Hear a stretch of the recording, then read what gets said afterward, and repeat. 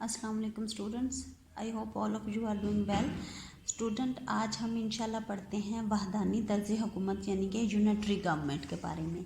इससे पहले मैं आपको थोड़ा सा बैकग्राउंड में ले जाना चाहूँगी। हमने फर्स्ट लेक्चर में देखा था प्रोफेसर डॉक्टर लिकॉक की तकसीम जदीद हुकूमतों के सिलसिले में। तो उसमें हम बेसिकली उन्हीं की तकसीम के तहत चल रहे हैं। आप देखें, उन्होंने दो बुनियादी हिस्सों में तकसीम किया, जदीद रियासतों को जमहूरी रियासतें और मुतलक़ अल-अनान यानी कि एब्सोल्यूटिस्ट स्टेट्स और डेमोक्रेटिक स्टेट्स। अब जमहूरी रियासतों में जमहूरियत और महदूद बादशाहत, और उसके बाद फिर जमहूरियत में ही हम देखते हैं वफाकी तर्ज़ हुकूमत और वहदानी तर्ज़ हुकूमत, और फर्दर हम देखेंगे। आप देखें, हमने सबसे पहले जमहूरियत को पढ़ा है, उसके बाद फिर उन्होंने जो एक मेगा जमहूरियत के बाद आमराना किस्म की हुकूमत के बारे में बताया है। ये हम लास्ट लेक्चर्स में जमहूरियत के बारे में पढ़ चुके हैं, फिर हम डिक्टेटरशिप पढ़ चुके हैं, अमरीत के बारे में, और अब हम इंशाल्लाह जमहूरियत में फ़र्दर एग्ज़ाम में देखते हैं वहदानी तर्ज़ हुकूमत यानी कि यूनिटरी फॉर्म ऑफ गवर्नमेंट क्या है।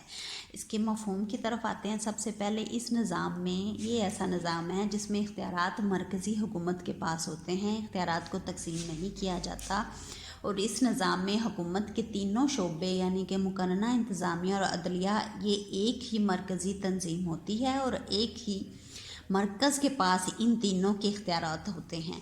अलबत्ता कभी कभी एडमिनिस्ट्रेटिव बुनियादों पर, एग्जैक्टिव बुनियादों पर सहूलत की खातिर कुछ छोटे छोटे सूबे या कुछ छोटे छोटे यूनिट्स बना दिए जाते हैं, लेकिन आइनी लिहाज से इन सूबों या इकाइयों की कोई हैसियत नहीं होती।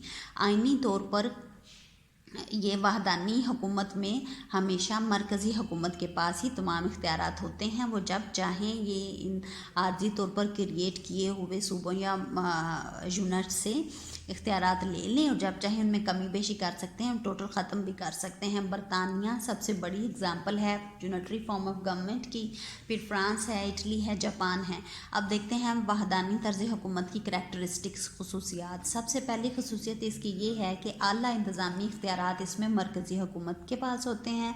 मरकज़ी हुकूमत अपनी आसानी के लिए मुकामी तौर पर कुछ इदारे बेशक बना दे।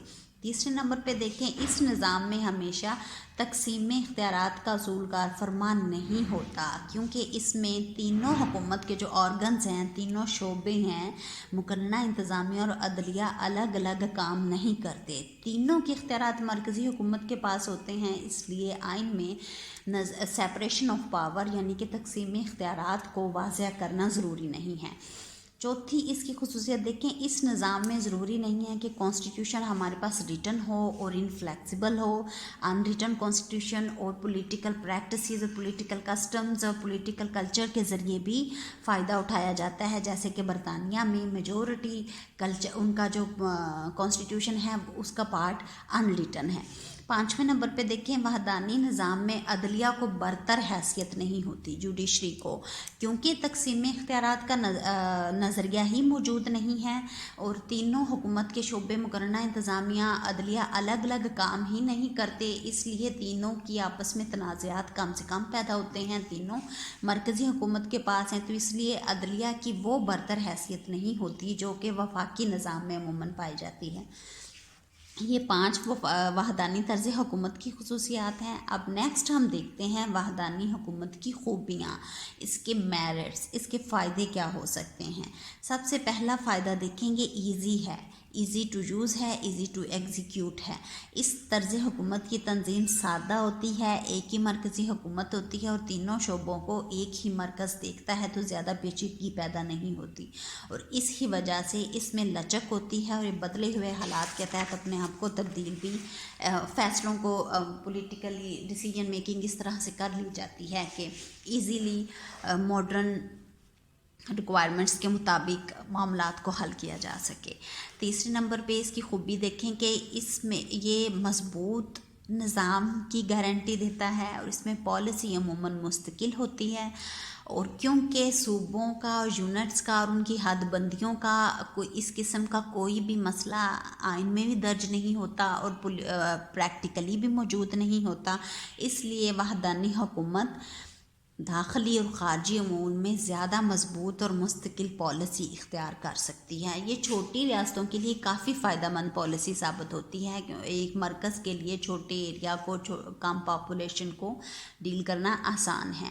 5ویں نمبر پہ دیکھیں اس کی خوبی کہ کیونکہ تینوں حکومت کے شعبے مقننہ انتظامیہ عدلیہ کا ایک ہی ڈھانچہ ہوتا ہے، الگ الگ نہیں ہوتے ہیں، اور پھر صوبوں کی الگ سے حکومت نہیں ہوتی ہے، تو اس لیے اس میں خرچ بھی بہت حد تک کم ہو جاتا ہے۔ ڈسپلن موجود ہوتا ہے، قوانین جو ہے ایک ہی طرح کے بنائے جاتے ہیں، کوئی صوبوں کا اور وفاق کے قوانین کا اور وفاقی اور صوبائی اسمبلیوں کا آپس میں اس طرح کا کوئی کلیش پیدا نہیں ہوتا۔ اس وجہ سے کہتے ہیں کہ یونٹی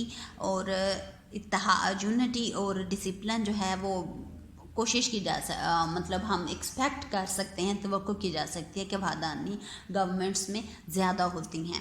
اب دیکھیں ڈیمیرٹس، دیکھیں اس کی خامیاں دیکھیں۔ سب سے پہلی بات تو یہ ہے کہ یہ بڑے ممالک کے لیے، وہ ممالک جہاں پہ بہت ڈائیورس قسم کا کلچر ہے، وہاں پہ مختلف نسلوں کے لوگ رہتے ہیں، جس کی جغرافی بہت بڑی ہے، رقبہ بہت بڑا ہے، جہاں پہ مختلف کلچرز ہوں، مختلف مذاہب ہوں، ان کے لیے وحدانی گورنمنٹ حکومت فائدہ مند نہیں ہے۔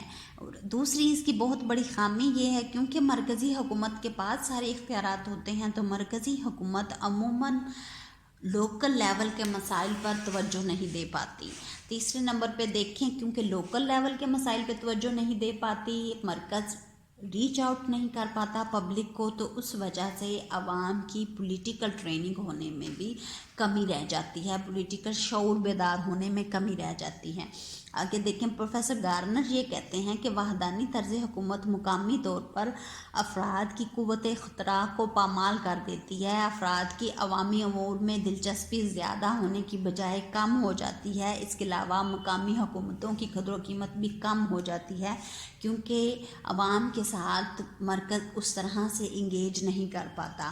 اور 5ویں ان کی بڑی اہم ڈیمیرٹ ہے، بڑی اہم خامی ہے، جو بڑا مسئلہ رہتا ہے یونٹری فارم آف گورنمنٹ میں، کہ افسر شاہی یعنی کہ بیوروکریسی کی کچھ خرابیاں ہیں جس سے عوام بہت تنگ ہوتی ہیں، پبلک ویلفیئر میں بہت مسائل آتے ہیں، عوامی نمائندوں کی بجائے زیادہ معاملات سرکاری افسروں کے پاس ہوتے ہیں، اس لیے سفارش ہے، نیپوٹزم ہے، فیورٹزم ہے، رشوت ہے، ریڈ ٹیپ کاروائیاں ہیں، سرخ فیتہ کے لگا کے ڈیلے کر دیا کسی کام کو، اس طرح کے مسائل سے عوام کو بہت زیادہ ڈیل کرنا پڑتا ہے۔ اسٹوڈنٹ یہ آپ کا آج کا لیکچر تھا، آج بھی میں آپ کو ہوم ٹاسک دیتی ہوں کہ آپ نے ایک نوٹ لکھنا ہے وحدانی طرز حکومت کی خصوصیات پہ، اور اینڈ پہ آپ نے خصوصیات اور خوبیوں میں فرق کیا ہے اس پہ بھی بحث کرنی ہے، کریکٹرسٹکس اور میرٹ میں۔ میں انشاءاللہ آپ اس ہوم ٹاسک کو حل کریں تو انشاءاللہ میں آپ کو نیکسٹ لیکچر میں خصوصیات اور خوبیوں کا فرق خود بھی بتاؤں گی، لیکن پہلے آپ نے اس پہ خود برین سٹارمنگ کرنی ہے۔ تو تب تک کے لیے اللہ حافظ۔